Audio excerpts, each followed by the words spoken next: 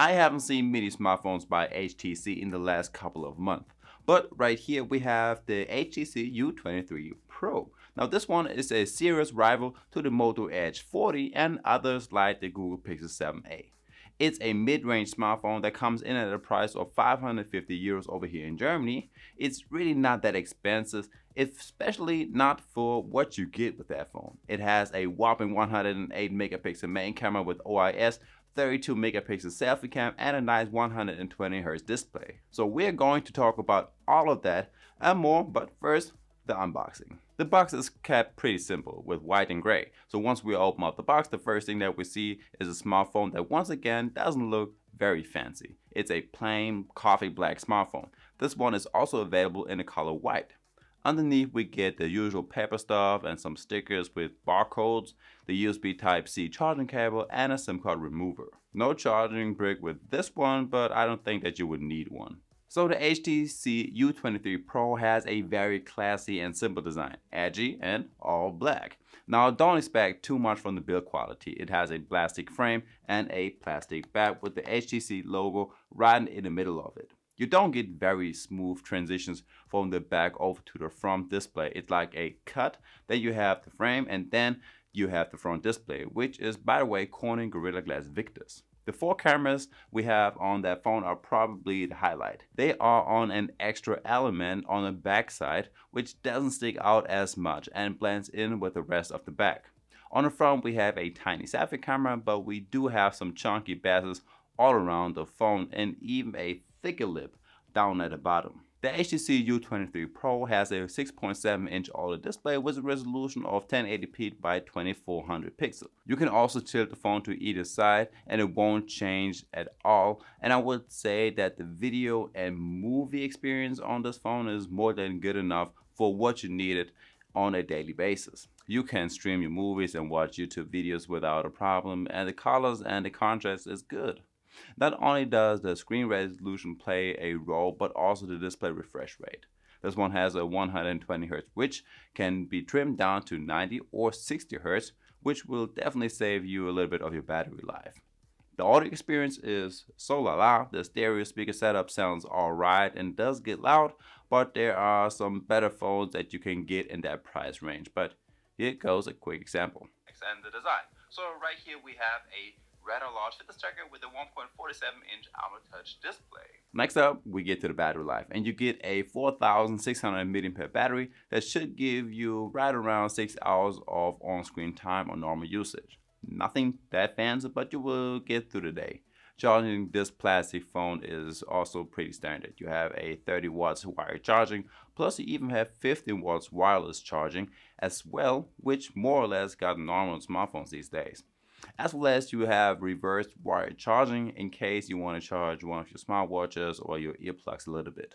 Let's get to the cameras, and here we have the banger. The main camera is a 108 megapixel lens with OIS and an 8 megapixel ultra wide, 5 megapixel macro, and 2 megapixel depth camera. On the front we got a 32 megapixel selfie cam that can capture videos in 1080p with 30 frames per second.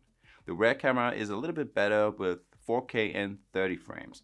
Unfortunately, in 1080p you will also only get 30 frames, which really isn't all that great. So that's how it looks like. Alright, so right now I'm recording with 1080p and 30 frames per second with the selfie camera. So there's no 60 frames, unfortunately, and as you can see I'm recording right now, and now we will do the rear camera and see how that looks like. So right now we got the 4K, but once again only 30 frames per second, and even if we trim it down to 1080p, we would still only have 30 frames. So as you can see, I'm still recording, and let's see how that comes out. The HTC U23 Pro does have quite a few camera modes. You will find a night mode, pro mode, portrait, your 108 megapixel cam, and over on more there is a macro and slow-mo. The portrait mode does have a beauty filter that clears up your skin, and I would say that the background blur is alright. The main camera definitely has a better contrast to its portraits and a nicer blur. Also, shooting pics with the ultra wide angle lens is fun and the pictures look alright. The colors of the 108 megapixel camera are just awesome, and it just strikes a little bit with moving objects, which means the pictures get a little bit blurry from time to time. So now let's have a look at the software. Now the HTC U23 Pro runs on Android 13 and everything looks just huge on this phone. The number dial pad when you want to unlock your phone or just in the settings. Now there aren't so many cool features in here. You get some wallpaper options like you get live wallpapers or you can use your own pictures, and then you can tweak the colors, change it to the dark theme or even have the themed icons. This will change all of your icons on your display into the style that the wallpaper is. If you have a blue wallpaper style, the icons will turn blue and so on. If you take a peek into the storage settings, you see that about 42 gigs are already used by the system, which really is a lot since there's only a 256 storage available. Luckily, you can bump the storage up with an extra micro SD card. The U23 Pro does come with a fingerprint sensor, which has a little fade. Once you unlock the screen, you get a face detection as well, and that works great as well. What I really like is that the smartphone isn't filled out with junk apps like you often see on other smartphones. You often have some pre-installed games, LinkedIn, Facebook, and whatever. But right here you will only find the normal Google apps and a few of HTC's own apps. On this HTC we have the Qualcomm Snapdragon 7 Gen 1. This one is by far not the best chipset, and they could have at least upgraded this one to the Snapdragon 7 Plus Gen 2. So playing my games on it doesn't actually feel that bad. Since you still have 12 gigs of RAM, the games run pretty smoothly.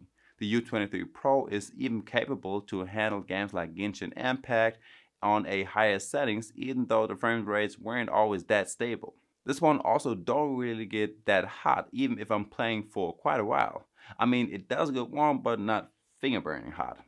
And guys, there we have it. Now, I've also covered the Moto Edge 40 and the Google Pixel 7a on another video. Just click that one right here to get right to it. And I guess with that one being said, I will see you in the next one. Peace.